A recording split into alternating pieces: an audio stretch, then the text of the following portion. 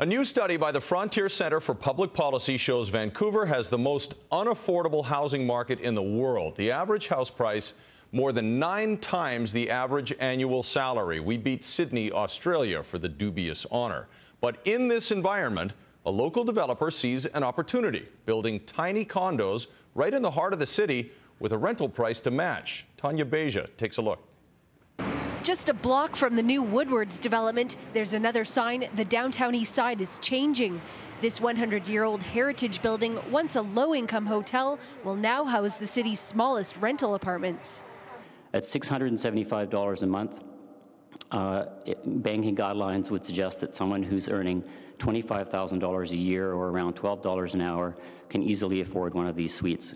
The cozy quarters are 270 square feet each, about the size of 2 parking spaces combined.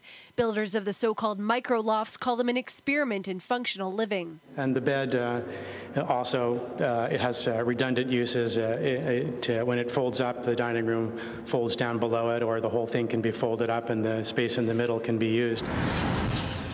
This isn't the first time Vancouver has dabbled with small spaces. Tiny condos first appeared in the 90s. They're modeled on Asian and European approaches to housing. Vancouver says the new units will help meet the city's goal of sustainable development.